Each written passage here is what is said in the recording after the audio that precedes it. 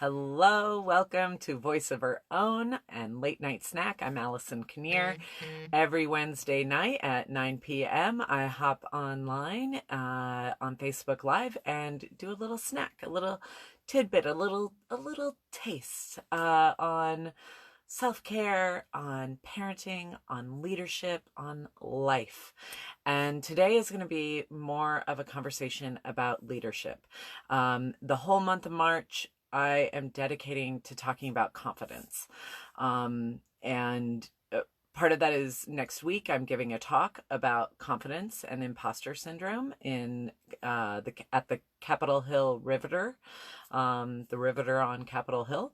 And so this is a little prequel to that, a little taste of what's to come at that talk. And then I'm also going to be doing some other stuff that I'll tell you more about later in the month.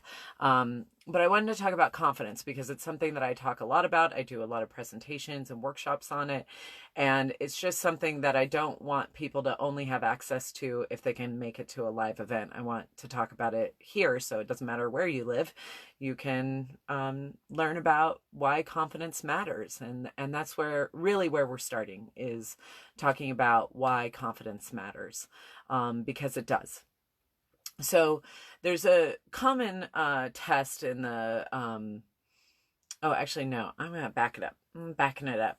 So back in 2007, 2008, so first of all, my husband is a football enthusiast, and therefore I watch a lot of football games.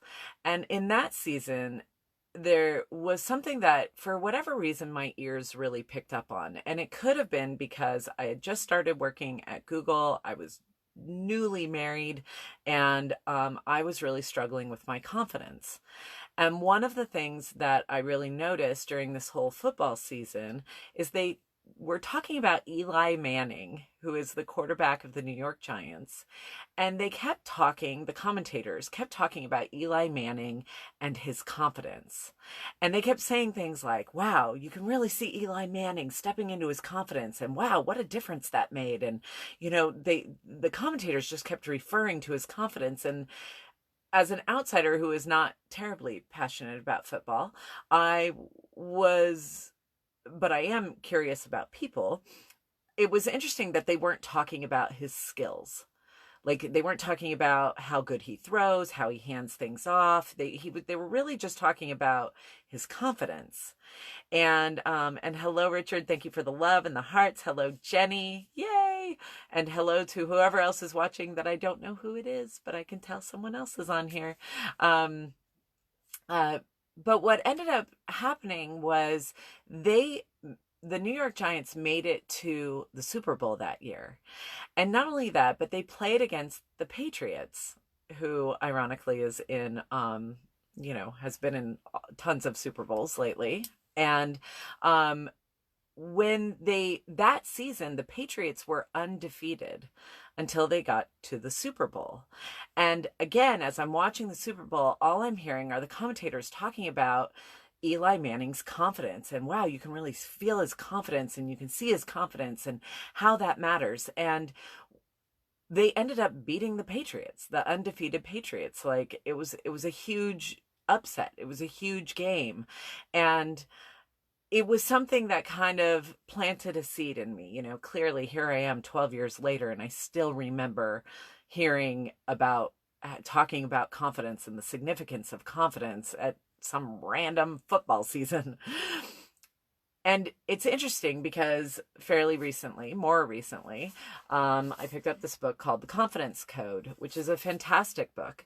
And they're journalists who basically looked at everything confidence related. Like, are we genetically predisposed for confidence or lack thereof?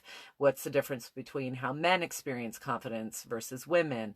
All sorts of things. And one of the things that they talked about when they interviewed social scientists was that men and women could take the same test and have it be a difficult test, like math problems or some kind of test that was really challenging, equally challenging to everyone.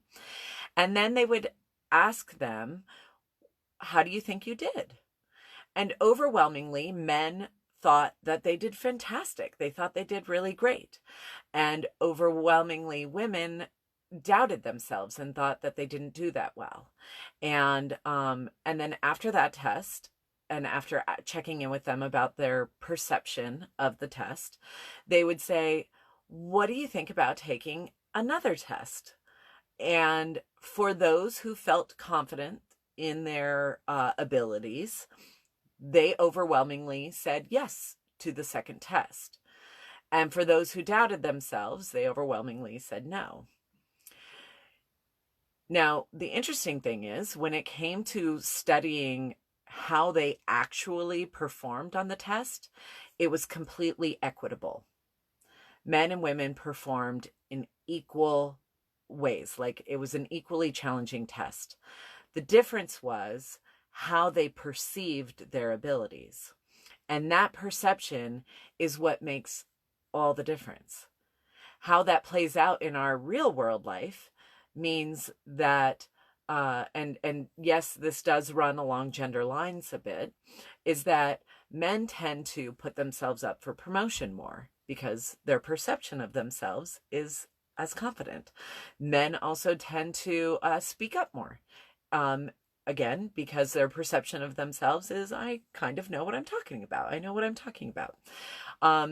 While women tend to be filled with more self-doubt and tend to hold themselves back or not put themselves out there. And so it has real world ramifications.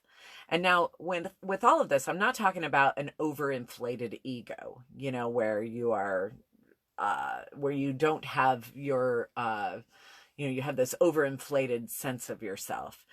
I'm just talking about having a fairly accurate read, if not just slightly overconfident, that makes a difference. It makes a difference in our daily lives. It makes a difference in how we show up in meetings. It makes a difference in how we get promoted. It makes a difference in how other people see us. And all this to say, I mean, basically, like, studies come back again and again, and what is consistent is that confidence matters more than competence. So let that one sink in. Confidence matters more than competence. Yes, we have to have a base level measurement of competence. You have to be pretty good at stuff in order to be considered for the promotion or considered for a job that you're interviewing for. It has to be at a certain baseline. However, when it comes to who actually gets the promotion, who actually gets the job, who actually gets the opportunity, that's when confidence really comes into play and can set people apart. And if you think about it, like, I've seen it a lot where if somebody is lacking in confidence and an opportunity shows up, even though that person would be really good at it, if they're like, "Oh, I don't know if I'd actually, really, do you think? Okay." Like, that carries a really different energy than someone who's like, "Yeah, I would love to do that. Yeah, let me give it a try." There's that hesitancy, that self-doubt can really have some negative impacts, or have some impacts that can really hold us back and can really influence the perception of those around us. Richard, I see you watching tonight. And Richard, one of the things, Richard is the founder of Seattle Life Coach Training. And we were talking before this new session started up. We were out to dinner, and one of the things that Richard said to myself and the other instructor was, people pay to see you stand in your power. Like, these students come here to see you standing in your power.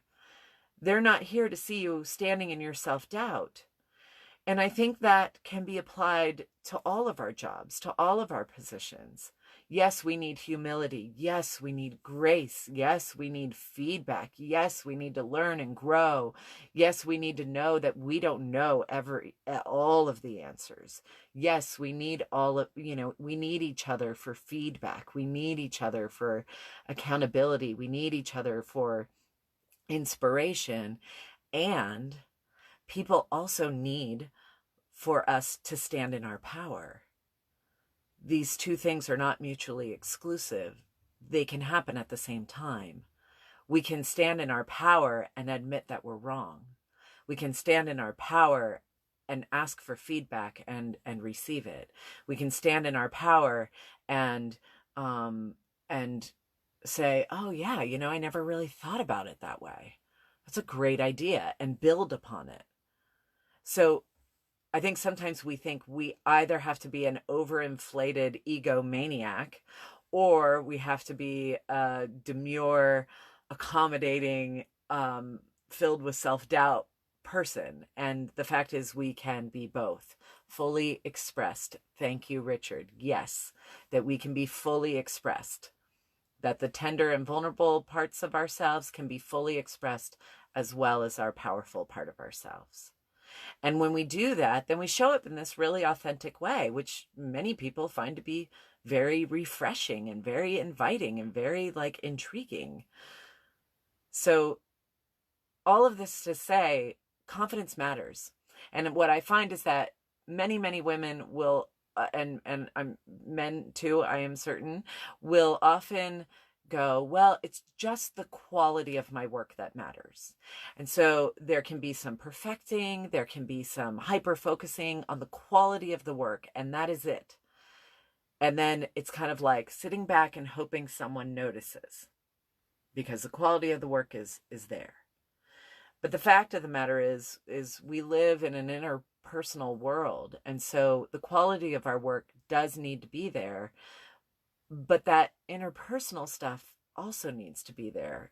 Our full expression of ourselves, our higher selves, our confident selves, our powerful selves. That has an influence as well. So don't. So I guess what I want to say, not a don't, but I just invite you to think about that this week. I invite you to consider what it would be like to be both humble and fully in your power, to be both confident and willing to learn, and to try to push yourself on those edges. So that's what I offer you today. Tuesday, if you are in Seattle, come to Capitol Hill, come to the Riveter. I am talking more about confidence. I am talking about imposter syndrome. It is Tuesday, March 5th at 6 p.m. If you type in the code WNORTH, then you get it for free. You get a complimentary workshop from me. And I would love to spend some time with all of you, and not just see you virtually, but to actually see you. And hello, Lauren. Hello, Richard. Yes, where can you be more confident? What a great question. Where in our lives can we step more boldly into our confidence? And we'll talk more this month. This month is all about confidence, and I'll talk more about what is confidence. It's I know I don't have enough of it. How do I get it? We'll talk about that. That'll become, we'll get to that later this month. But in the meantime, I wish you a full night of uninterrupted sleep tonight and always. If you are in the area, I would love to see you in Seattle on Tuesday. Otherwise, I will see you next week. Have a great night. Bye.